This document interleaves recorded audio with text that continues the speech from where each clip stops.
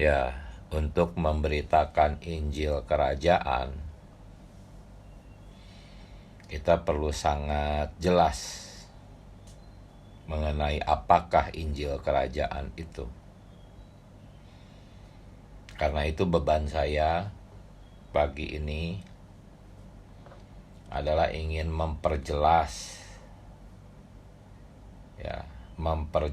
apa yang dicatat di dalam catatan kaki Matius 24 ayat 14 tentang perbedaan Injil kasih karunia dan Injil Kerajaan. Karena perbedaan dua aspek Injil ini itu adalah bagian dari berita kita kepada orang-orang. Memberitakan Injil Kerajaan juga termasuk memberitakan perbedaan Injil kasih karunia dan Injil Kerajaan. Ketika kita memberitakan perbedaan dua aspek atau dua tahap Injil ini, maka kita sedang memberitakan Injil Kerajaan. Perkara ini dicatat di hari yang kelima, tetapi mengenai hari yang keenam, saya juga akan membagikannya berdasarkan beban ini. Tetapi sebelum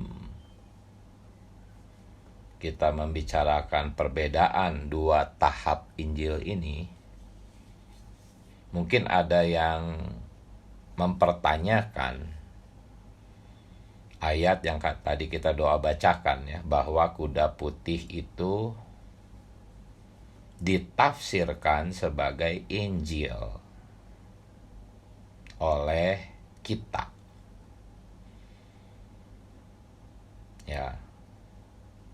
Ada banyak perdebatan, ada banyak sanggahan. Nah, karena itu saya merasa harus menyajikan dahulu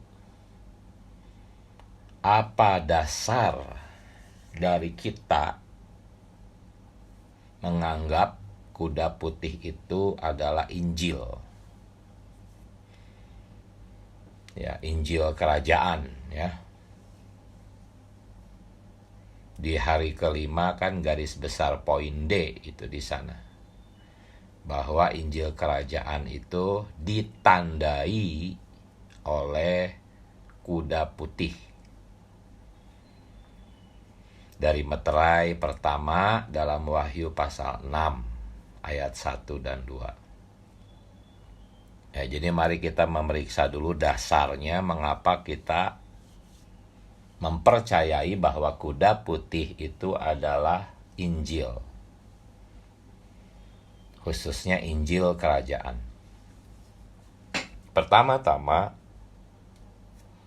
kalau Anda membaca pelajaran hayat Wahyu berita ke-19, kita akan bisa melihat bahwa 4 meterai yang pertama, semuanya ada 7 meterai, tetapi 7 meterai ini dibagi ke dalam 2 golongan, yaitu 4 meterai pertama dan 3 meterai terakhir.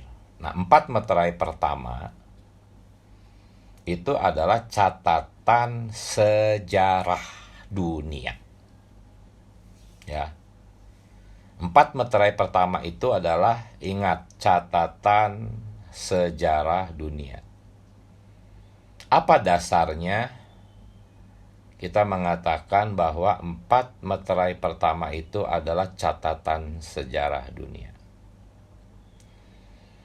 Sebetulnya sangat jelas bahwa 4 meterai pertama itu adalah sejarah dunia. Sangat jelas, di mana kita bisa melihatnya di meterai yang kedua, ketiga, dan keempat. Wahyu pasal 6 ya. Wahyu pasal 6 ayat 3 dan 4 itu meterai yang kedua. Sebelum kita masuk ke meterai pertama, ayat 1 dan 2 tentang kuda putih, mari kita lihat dulu betapa jelasnya gambaran dari meterai kedua, ketiga, keempat. Bahwa ketiga meterai ini memang catatan sejarah dunia. Ayat 3 dan 4, meterai yang kedua itu adalah kuda merah dengan penunggangnya. Kata kuncinya adalah mereka saling membunuh. Apakah ini? Ini adalah peperangan. Ya, saya sampaikan secara singkat. Jadi, di dalam ayat ketiga dan keempat tentang kuda merah dan penunggangnya, kata kuncinya adalah mereka saling membunuh. Artinya apa? Mereka saling membunuh itu adalah peristiwa peperangan. Peristiwa peperangan adalah catatan tentang sejarah dunia. Bagaimana dengan meterai yang ketiga? Sama, kuda hitam dengan penunggangnya. Ayat 5 dan 6. Kata kuncinya adalah secupak gandum harganya sedinar. Secupak itu kira-kira 1,14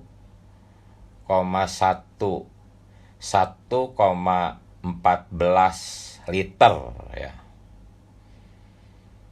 Harganya itu seharga upah 1 hari kerja. Tetapi upah 1 hari kerja yang baik gitu. Jadi bukan upah yang minim, tapi upah yang cukup besar. Ya, minimal UMR lah. Sekitar 200.000 sampai 300.000 per hari.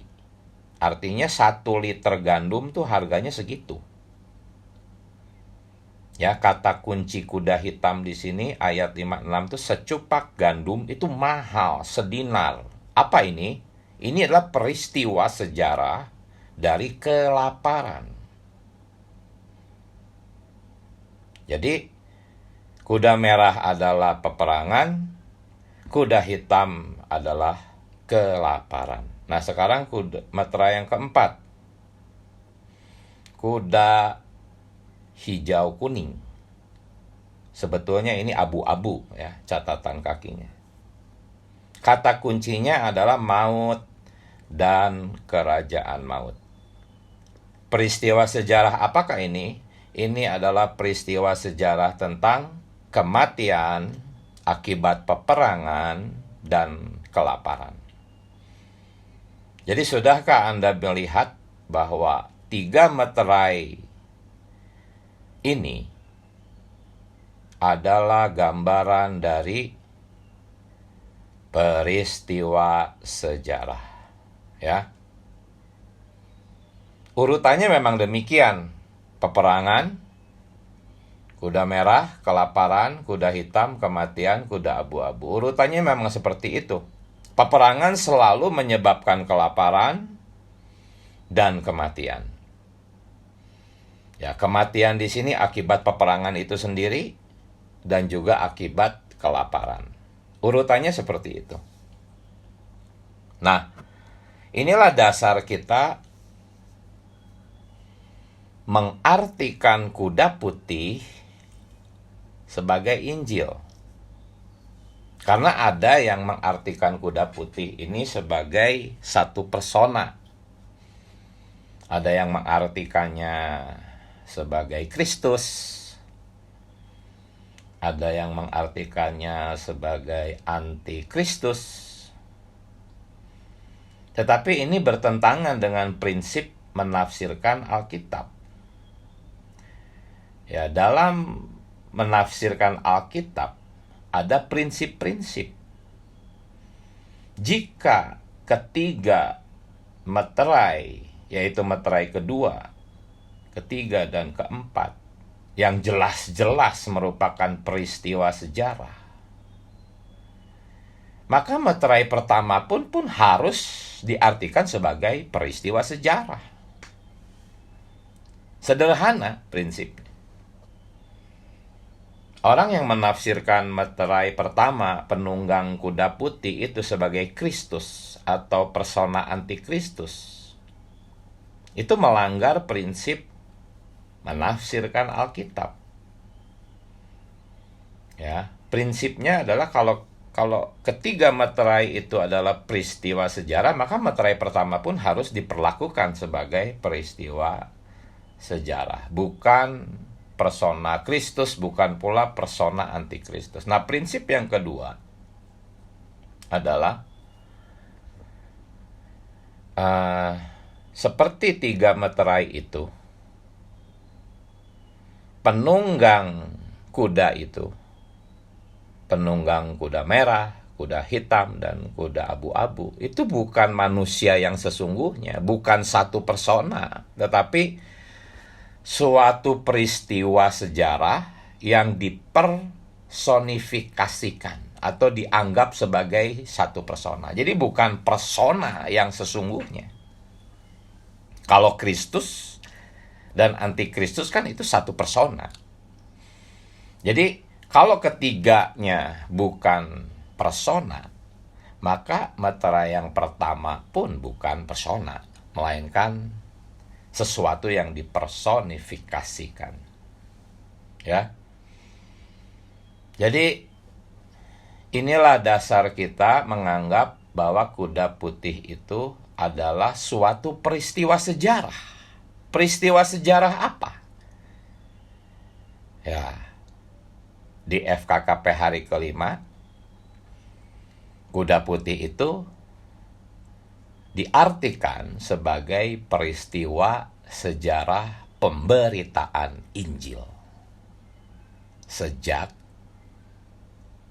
awal zaman gereja. Nah, kenapa? Masih belum cukup ini dasarnya ya. Barusan disampaikan dasar-dasar atau prinsip-prinsip bahwa kuda putih itu suatu peristiwa sejarah. Nah, apa alasannya kita mengartikan peristiwa sejarah ini sebagai sejarah pemberitaan Injil? Nah, itu kita bisa lihat dari Wahyu 5 ayat ke-6. Ya, saudara-saudari bisa baca catatan kakinya di sana bahwa meterai pertama, yaitu kuda putih, dibuka setelah anak domba itu baru saja disembelih. Jadi ini satu peristiwa yang terjadi langsung. Ya. Pembukaan meterai pertama itu, kuda putih itu adalah suatu peristiwa sejarah yang terjadi langsung setelah anak domba itu baru saja disembelih. Ya, catatan kakinya itu mengatakan seperti itu. Jadi peristiwa apa ini? Peristiwa kenaikan Tuhan. Setelah anak domba itu baru saja disembelihkan, Tuhan Yesus segera naik. Ya. Setelah 40 hari mendampingi murid-muridnya, dia naik. Setelah dia naik, meterai pertama dibuka. Nah, meterai pertama ini adalah peristiwa sejarah yang langsung terjadi setelah anak domba itu baru saja disembelih. Ya, Wahyu 5 ayat 6, catatan kaki. Peristiwa apa ini? Ini adalah peristiwa pemberitaan Injil. Peristiwa pemberitaan Injil ini langsung terjadi setelah kenaikan Kristus. Ya, tepatnya 10 hari setelah kenaikan Kristus. Peristiwa pertama adalah seluruh murid-murid Tuhan memberitakan Injil. Ya, semoga saudara-saudari bisa menangkap dasar mengapa kita mengartikan kuda putih itu sebagai peristiwa sejarah pemberitaan Injil. Memang tidak mudah, perlu diulang, didengar lagi, dicatat dan baca juga pelajaran hayat Wahyu berita ke-19. Ya, jadi di sana saudara kita mengatakan bahwa ya, kami mengartikan kuda putih sebagai pemberitaan Injil itu berdasarkan fakta sejarah dunia. Tetapi banyak yang menafsirkan ini berdasarkan doktrin. Ya, akhirnya jadi terpecah-pecah perdebatan. Tidak boleh. Karena ketiga meterai, yaitu meterai kedua, ketiga, keempat itu jelas sekali secara eksplisit, ya, menggambarkan peristiwa sejarah, maka kita harus menafsirkan kuda putih berdasarkan fakta sejarah dunia. Ya. Maka berdasarkan fakta sejarah dunia, pastilah peristiwa sejarah yang digambarkan oleh kuda putih adalah pemberitaan Injil.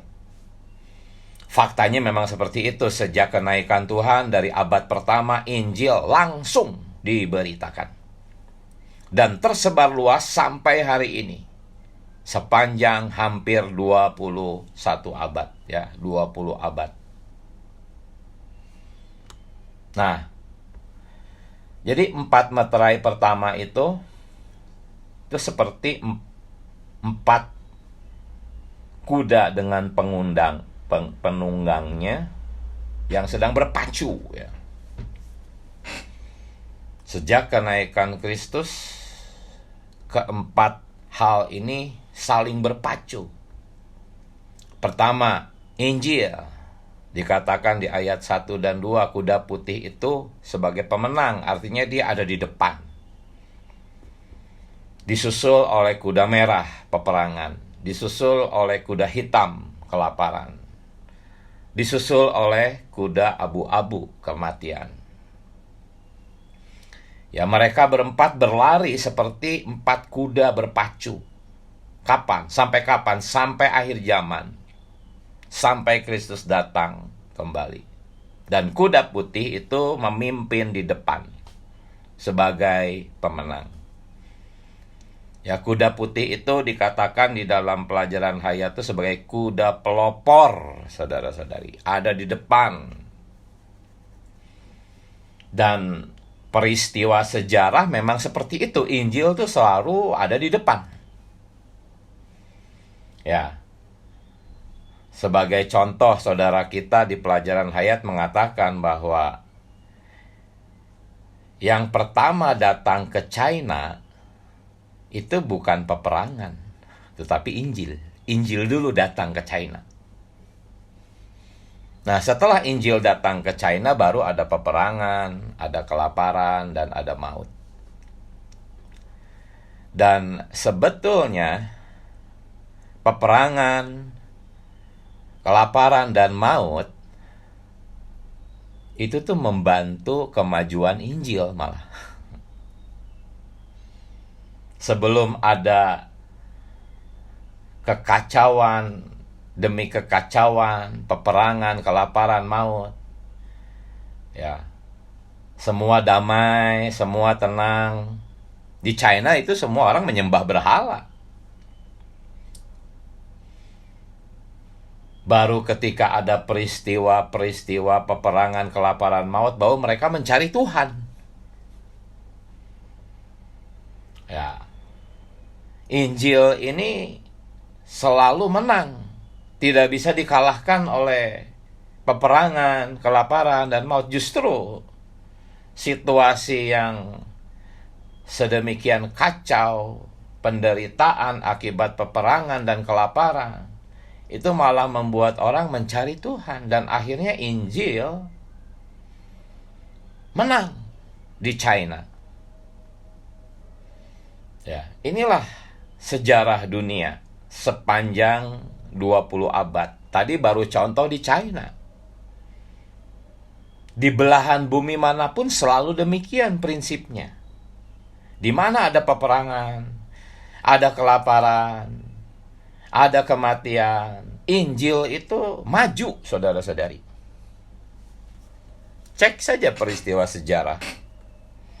Injil mengalami kemajuan, Injil mengalami kemenangan justru ketika ada peperangan, ada kelaparan, dan ada kematian.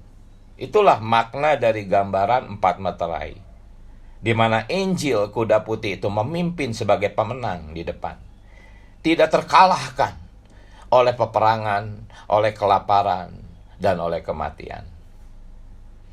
Ketiga kuda itu, kuda merah, hitam, abu-abu, malah membantu Injil kuda putih itu berlari lebih kencang di depan.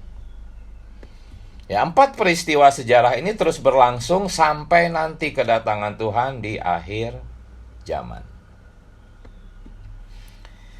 Nah, sekarang kita mulai mau masuk nih ke dalam perkara Injil Kerajaan. Injil Kerajaan itu seperti kuda putih, ya. Warnanya putih, artinya apa? Ini bersih atau murni. Ya, hanya Injil Kerajaan yang berkenan di hati Allah, karena benar-benar Injil yang lengkap, yang memberitakan tentang kekudusan Allah dan kekudusan yang harus dicapai oleh umat Allah. Itu benar-benar putih, ya, Injil ini. Bersih, ya. Tetapi Injil yang diberitakan di dalam kekristenan itu banyak nodanya, saudara-saudari. Campur aduk dengan kepentingan dunia.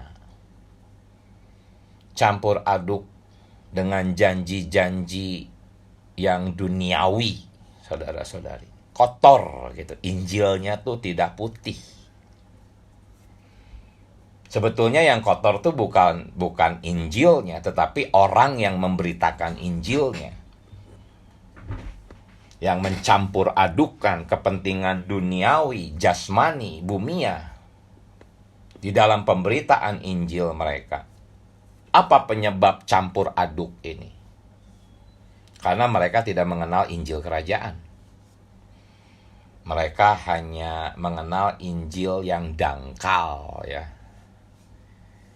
Injil yang hanya memberitakan yang gratis-gratis saja, gitu. Injil kasih karunia memang gratis. Gak perlu bayar harga, orang percaya selamat kok. Dan bagi mereka itulah Injil. Akibatnya ya mereka memberitakan dengan cara yang campur aduk gitu. Hanya untuk menyenangkan telinga pendengar supaya jemaatnya banyak. Dan memang ya denominasi itu mudah mendapatkan jemaat kalau mau memberitakan yang enak-enak saja, ya. Yang khotbahnya yang lucu-lucu, nggak bikin ngantuk. Itu pasti banyak jemaatnya. Jadi Injilnya itu dikotori oleh para pemberita Injil yang motivasinya itu kotor, ya. Sedangkan Injil kerajaan itu Injil yang lengkap, memberitakan maksud hati Allah sepenuhnya. Jadi putih di mata Allah tuh, bersih, murni. Nah, sekarang untuk kita yang sudah ada di tengah-tengah pemulihan Tuhan, masih banyak juga yang kurang tepat memaknai Injil kasih karunia dengan Injil kerajaan. Kalau Anda membaca rawatan pagi hari kelima, Alenia yang pertama dikatakan bahwa Injil kerajaan itu meliputi. Penting nih kata meliputi. Injil kerajaan meliputi Injil kasih karunia. Artinya Injil kasih karunia itu ada di dalam Injil kerajaan. Jadi bukan dua Injil. Tidak ada dua Injil, itu tidak ada. Yang ada tuh hanya satu Injil, yaitu Injil kerajaan. Jadi kalau ada orang yang hanya memberitakan Injil kasih karunia, artinya dia memberitakan Injil kerajaan dengan tidak lengkap gitu. Jadi tidak ada dua Injil ya, saudara-saudari, hanya ada satu Injil. Injil kasih karunia itu adalah Injil yang tahap pertama gitu. Nah, ini beban saya memberitakan perbedaan Injil kasih karunia dengan Injil kerajaan. Walaupun berbeda, keduanya satu ya. Injil kasih karunia itu ada di dalam Injil kerajaan. Jadi kita memang harus memberitakan juga ini, karena ini tuh Injil kerajaan juga. Hanya di tahap awal gitu ya. Nah, perbedaan, makanya tadi saya mengatakan dua tahap Injil ya. Bukan dua jenis Injil. Saya juga dulu sering salah mengatakan dua jenis Injil. Kalau dua jenis artinya ada dua Injil dong ya. Sekarang saya mengatakannya dua tahap Injil ya. Dua tahap dari satu Injil yang lengkap. Tahap pertama itu adalah Injil kasih karunia untuk bayi-bayi dan anak-anak dalam kategori yang belum sekolah gitu ya. Umur berapa itu? Mungkin batita ya, karena sekarang umur 3 tahun pun udah sekolah ya. Atau masih grup bermain lah ya. Kita boleh anggap sebagai balita. Injil kasih karunia itu untuk anak-anak yang belum sekolah ya. Sedangkan Injil kerajaan itu untuk anak-anak yang sudah mulai masuk sekolah gitu. Gambarannya seperti itu. Mulai masuk pendidikan. Ya. Kita harus memberitakan perbedaan Injil, dua tahap Injil ini. Ketika kita memberitakan ini, kita sebenarnya sedang memberitakan Injil kerajaan ya. Jadi Injil kasih karunia itu tentang diselamatkan. Sedangkan Injil kerajaan itu tentang masuk kerajaan surga. Sekali lagi, Injil kasih karunia itu tentang diselamatkan. Sedangkan Injil kerajaan itu tentang masuk kerajaan surga. Masuk kerajaan surga itu berbeda dengan masuk surga. Kalau orang-orang di kekristenan taunya masuk surga. Masuk surga itu sebetulnya naik ke langit gitu konsepsinya. Tetapi masuk kerajaan surga itu di bumi. Kerajaan surga di bumi itu hidup gereja. Jadi Injil kasih karunia itu tentang diselamatkan, sedangkan Injil kerajaan itu tentang masuk gereja, masuk kerajaan surga, bukan masuk surga ya. Kalau ada orang mengatakan, "Oh, kamu percaya langsung masuk surga," koreksi aja. Bukan. masuk kerajaan surga. Beda, masuk surga itu naik ke langit. Masuk kerajaan surga itu di bumi, masuk gereja. Ya, contoh ayat tentang diselamatkan banyak. Roma 3 ayat 24, Efesus 2 ayat 8-9. Itu tentang diselamatkan, mudah gitu. Cukup percaya. Kasih karunia. Tetapi untuk masuk ke dalam kerajaan surga itu sukar. Ya. Matius 19 ayat 23. Sukar sekali bagi seorang kaya untuk masuk ke dalam kerajaan surga. Inilah dua tahap Injil. Pertama diselamatkan, kedua masuk kerajaan surga. Kita harus berlatih memberitakan perkara ini. Ini adalah berita tentang Injil kerajaan. Nah, jangan menjelaskan Injil kerajaan dan Injil kasih karunia hanya dengan mengutip catatan kaki Matius 24 ayat 14. Ya. Banyak sekali ayat-ayat di dalam Alkitab ya. Dalam dua kategori ini, ada ayat-ayat untuk bayi-bayi dan anak-anak balita. Ada ayat-ayat untuk anak-anak yang dalam pendidikan di sekolah. Contohnya, ya, ada ayat-ayat tentang berkat gratis, cuma-cuma. Seperti di Roma 3 ayat 24, Efesus 2 ayat 8 dan sebagainya. Itu ayat-ayat tentang berkat gratis. Tapi ada ayat-ayat tentang bayar harga gitu. Harus membeli. Seperti Matius 25 ayat 9, Wahyu 3 ayat 18. Keduanya seperti bertentangan. Di satu sisi gratis, di sisi lain harus beli. Orang-orang yang tidak mengenal Injil kerajaan bingung. Kok sepertinya bertentangan? Sehingga mereka sekarang memang terbagi di dalam dua kelompok, saudara-saudari. Bagi saudara-saudari yang mengenal situasi kekristenan, Anda bisa melihat mereka itu terbagi dalam dua kelompok. Ada kelompok kasih karunia yang sangat menekankan kasih karunia. Ada kelompok yang sangat menekankan hukum Taurat, gitu, peraturan, tanggung jawab manusia. Ya. Yaitu sebetulnya ada di dalam golongan Calvinis dan Armenian, ya. Keduanya itu berantem terus gitu tentang kasih karunia dan tanggung jawab manusia. Sebetulnya tidak ada bertentangan. Kelihatannya aja bertentangan. Ya, contohnya Allah mengasihi. Tidak bertentangan dengan Allah menghajar, kan nggak bertentangan.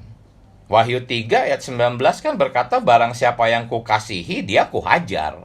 Jadi nggak ada pertentangan gitu, antara Injil kasih karunia dengan Injil kerajaan. Ya, jadi Injil kasih karunia itu diselamatkan dari neraka kekal. Sedangkan Injil kerajaan itu memberitakan keselamatan dari neraka 1000 tahun. Pendisiplinan, Markus pasal 9 menggunakan kata neraka itu, yang mengacu kepada pendisiplinan kaum beriman. Tidak mudah memang memberitakan ini, tetapi banyak orang Kristen hanya tahu ada neraka kekal gitu. Padahal Markus pasal 9 tuh menggunakan kata neraka untuk pendisiplinan. Jadi ada dua jenis neraka, saudara-saudari.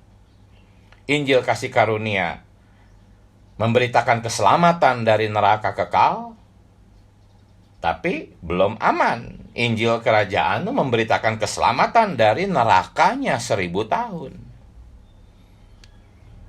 Ya, Injil kasih karunia itu tidak perlu dikerjakan, tidak perlu usaha manusia. Ya, Roma 11 ayat 6, Roma 4 ayat 6. Pasal 9 ayat 11. Nggak perlu dikerjakan Injil kasih karunia itu. Itu kasih karunia. Tetapi Filipi 2 ayat 12 mengatakan harus mengerjakan keselamatan. Seperti bertentangan, padahal tidak. Gitu. Injil kasih karunia itu memang hanya oleh iman, tetapi Injil kerajaan tuh memberitakan perlu ketekunan. Ya, Injil kasih karunia itu adalah keselamatan yang berdasarkan pada pengampunan dosa. Lukas 1 ayat 77.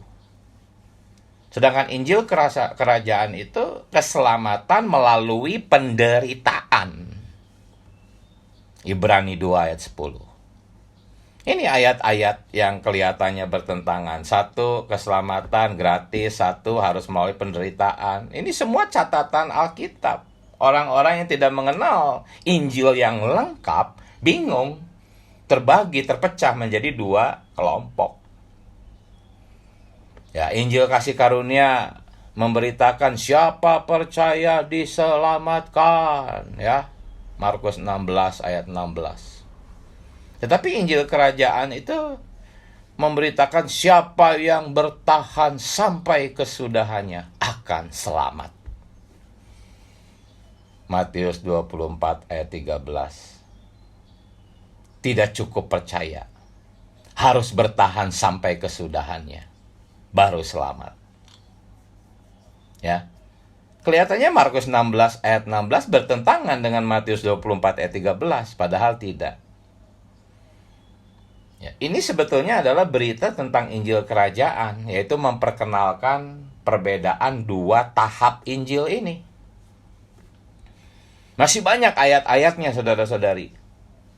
Misalnya Yohanes 3 ayat 18. Kita dibebaskan dari hukuman kekal, kasih karunia. Tetapi Roma 7 ayat 14, 15 ayat 19, kita dibebaskan bukan dari hukuman kekal, tapi dari daging, dari sifat dosa.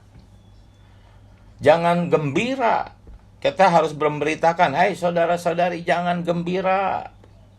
Jangan gembira dulu, ya Anda sudah dilepaskan dari neraka kekal, tapi sudah belum Anda dilepaskan dari daging. Ini dua tahap Injil. Ya. Ada dua golongan kekristenan ini, yang satu ngotot. Hukum Taurat sudah nggak berlaku. Berdasarkan Roma 6 ayat 14. Aku sudah bebas dari hukum Taurat. Tetapi Injil kerajaan tidak mengatakan itu. Roma 8 ayat 4, justru kita menggenapi hukum Taurat. Sehingga terjadi dua kelompok bertentangan dan berantem terus. Yang satu mengatakan sudah bebas dari hukum Taurat berdasarkan Roma ayat 6 ayat 14 dan ayat-ayat serupa. Yang satu lagi berdasarkan Roma 8 ayat 4. Oh, kita harus menggenapi hukum Taurat. Hukum Taurat tetap ada.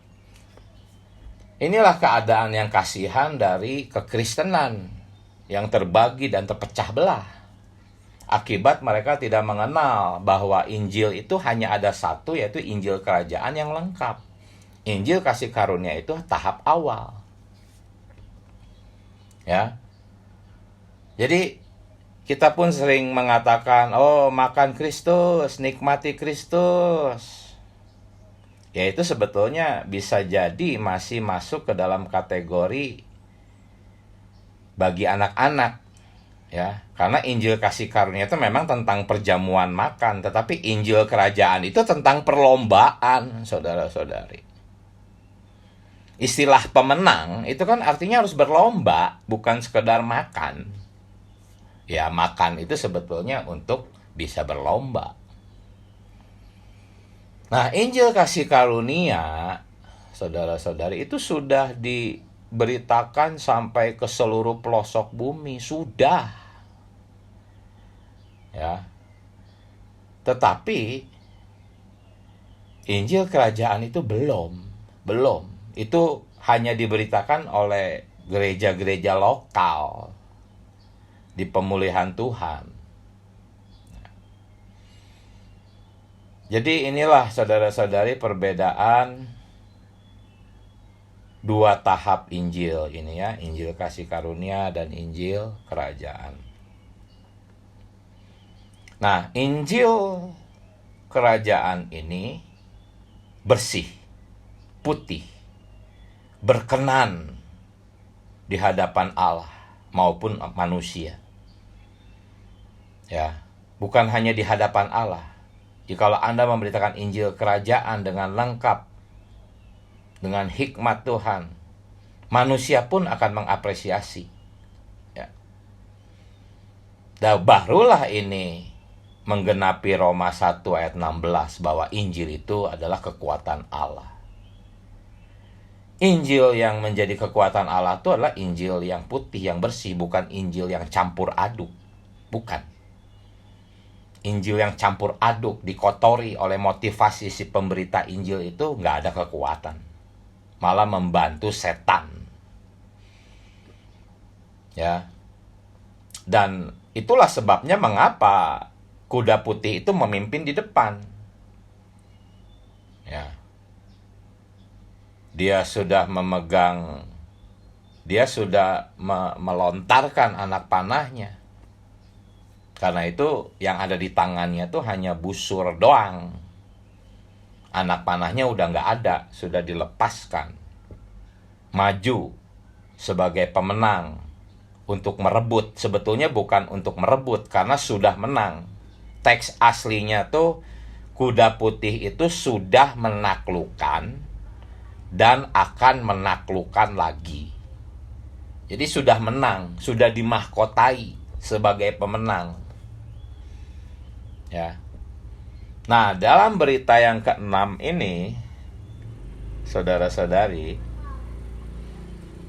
Romawi 2, ya, bahwa Raja Surgawi itu mengutus murid-muridnya dengan otoritasnya untuk apa?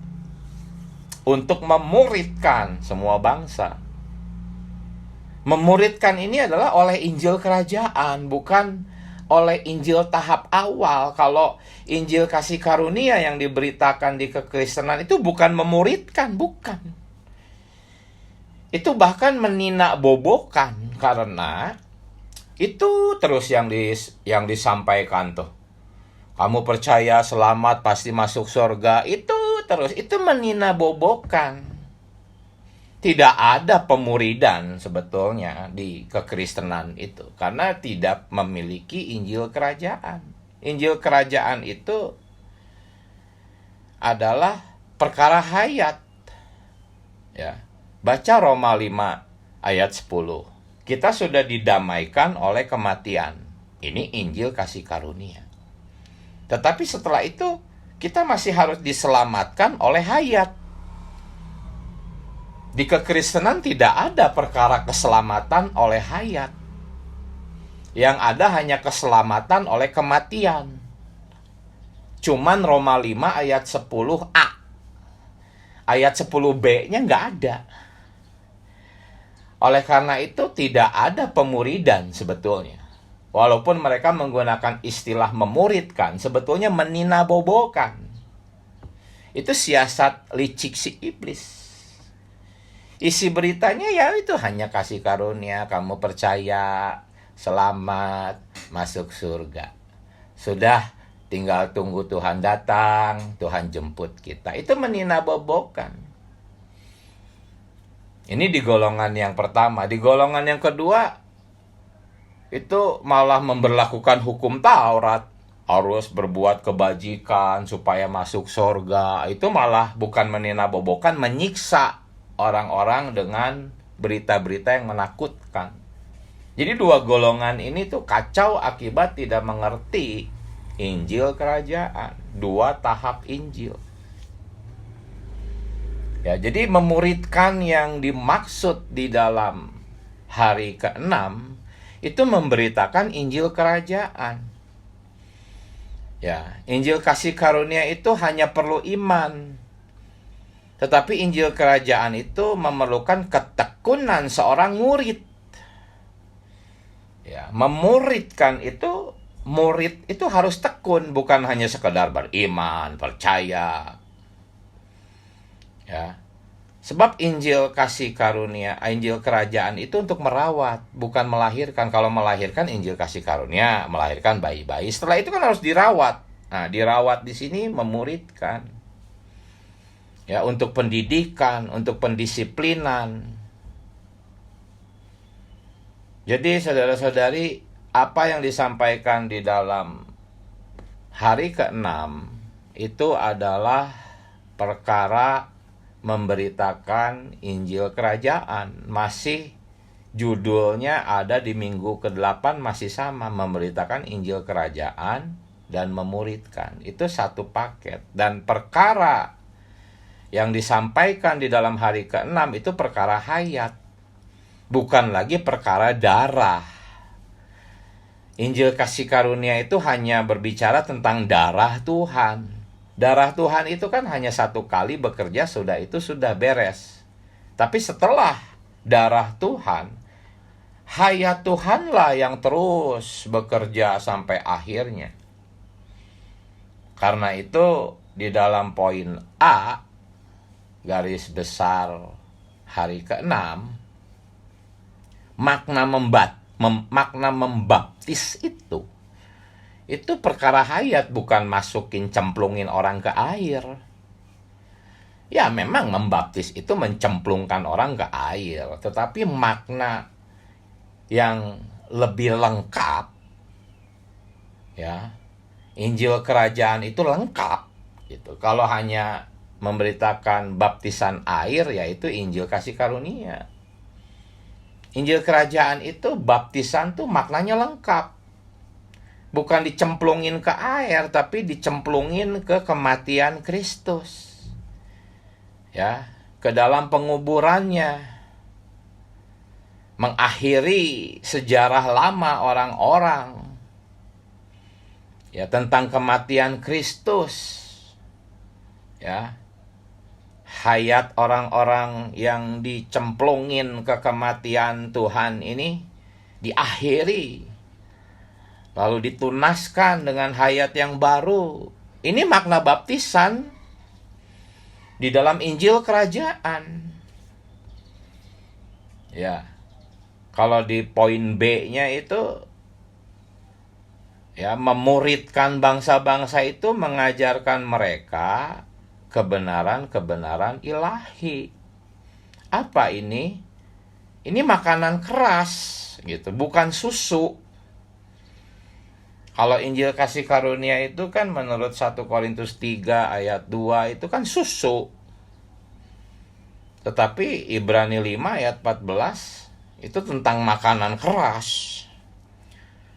Ya, suatu alam ilahi dan mistikal, tidak mudah dipahami oleh bayi-bayi. Inilah hari ke-6 tentang memuridkan. Memuridkan itu adalah dengan memberitakan Injil kerajaan. Ya, kita sering menganjuri saudara-saudari kalau mengunjungi orang itu atau mengunjungi saudara-saudari itu harus insani, ya. Jangan terlalu ilahi, ya. Ini memang benar, tapi bisa juga menjerumuskan. Injil kasih karunia memang harus insani. Tetapi tadi dikatakan kebenaran itu adanya di alam ilahi dan mistikal. Harus maju dong. Jangan insani terus. Harus juga memberitakan kebenaran ilahi di alam ilahi dan mistikal. Jadi jangan menyindir orang-orang yang kalau berbicara itu kesannya tinggi dan dalam. Jangan menyindir. Itu memang Injil kerajaan makanan keras. Kita harus berlatih, bukan hanya sekedar memberitakan susu. Ya, hanya sekedar insani saja. Ya. Dan jangan juga hanya ilahi tanpa keinsanian. Kalau Anda benar-benar memberitakan kebenaran ilahi, benar-benar di alam ilahi dan mistikal, Anda pasti insani. Insani Anda pasti ilahi. Keilahian Anda pasti sangat insani gitu ya. Jadi harus lengkap lah saudara-saudari. Injil kasih karunia itu tahap awal, maju masuk ke Injil kerajaan. Ya. Itulah yang dimaksud oleh berita hari kelima dan hari keenam. Ya, masih banyak kekayaan yang bisa digali di dalam dua berita ini, tapi beban saya adalah membedakan dua tahap Injil ini, ya, yang dilambangkan oleh dua kuda putih gitu ya. Mohon maaf waktunya sudah habis, tapi saudara-saudari di Cimahi bisa menunggulah 2-3 menit. Barangkali ada 1 atau 2 saudara-saudari berbagi nikmat, silahkan. Ayo ambil kesempatan. Sampaikan.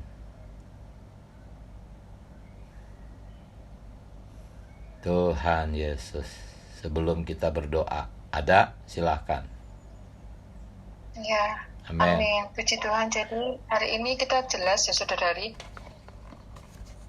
Ya, Injil itu ada 2 tahapan. Injil ya memang berita keselamatan, tapi keselamatan ini diberitakan kepada orang dan sampai kepada kita pun melalui 2 tahap. Pertama, melalui tahap kasih karunia, yaitu keselamatan yang gratis, tadi dikatakan menerima Tuhan sebagai Tuhan Juru Selamat, percaya ya, kepada penebusannya, kemudian kita dibaptis. Itu tahap pertama ya. Tapi kita juga perlu menekankan Injil kerajaan untuk masuk realitas daripada keselamatan itu sendiri, yaitu kerajaan Allah yang menjadi tujuan sasaran dari keselamatan kita, saudari. Ini mengenai kerajaan surga yang diperoleh dengan membayar harga. Nah, ini memang agak sulit ya diberitakan, tetapi ini memang perlu saudari diberitakan supaya keselamatan kita di zaman ini itu bisa menjadi keselamatan yang lengkap, bukan hanya sekedar keselamatan yang objektif, tetapi memiliki keselamatan sebagai pengalaman praktis sehari-hari menempuh penghidupan kerajaan surga, yaitu menang ya di dalam peperangan rohani kita, Tuhan, sehingga ada pertumbuhan hayat kita, sehingga ada suatu transformasi di dalam kita, sehingga Injil keselamatan ini itu tadi boleh menjadi realitas kehidupan praktis sehari-hari untuk mendapatkan kerajaan 1000 tahun sebagai pahala para pemenang di zaman ini. Amin, puji Tuhan. Amin. Masih ada 1 orang? Silahkan. Saudara-saudari di Cimahi, mohon maaf, minta waktu 3 menit lagi. Silahkan, saudara-saudari. Amin. Amin. Untuk berita hari ini jadi membuat kita itu semakin jelas ya. Jadi bukan ada 2 Injil, tetapi ada 2 tahap ya. Injil kasih karunia dan Injil kerajaan. Dan ini juga membuat kita semakin bisa menjelaskan ya kepada orang-orang, bukannya kita jadi jatuh di perdebatan, tapi ya ini memang diperlukan dua-duanya. Ya, tahap pertama perlu Injil kasih karunia, lalu Injil kerajaan, yaitu untuk pertumbuhan ya. Jadi membuat kita juga jelas bahwa ini dua-duanya itu perlu gitu, tetapi nggak boleh terus tinggal di Injil kasih karunia aja, tetapi harus maju ya untuk pertumbuhan. Jadi sebenarnya tidak ada pertentangan, tapi ini adalah 2 tahap yang harusnya dilalui oleh semua kaum beriman. Dan kalau kita juga untuk diri kita sendiri juga kita perlu mengalaminya ini, dan kita juga ketika memberitakan kita juga bisa menjelaskannya, sehingga membuat lebih terang ya untuk kita bisa menyampaikannya juga. Dan kedua-duanya ini diperlukan supaya kita tidak hanya nina-bobokan di satu pihak, tapi kita juga mengalami yang namanya pertumbuhan hayat yang harusnya kita membayar harga. Amin. Amin. Haleluya. Mari kita berdoa. Tuhan Yesus, kami cinta padamu. Amin. Oh, kami mau berbagian Tuhan di dalam penunggang kuda putih itu. Amin. Oh Tuhan Yesus, jika kami malas memberitakan Injil, kuda putih itu tetap melaju, tetap memimpin di depan. Kami yang tertinggal, Tuhan. Belas kasihani kami, Tuhan. Amin. Turut mengambil bagian di dalam Amin. penunggang kuda putih. Terima Amin. kasih Tuhan Yesus. Kami cinta Amin. padamu. Haleluya. Amin. Amin. Amin. Selamat pagi, sampai jumpa saudara-saudari. Amin. Terima kasih saudara Diki, terima kasih saudara-saudari. Tuhan berkati kita semua. Amin.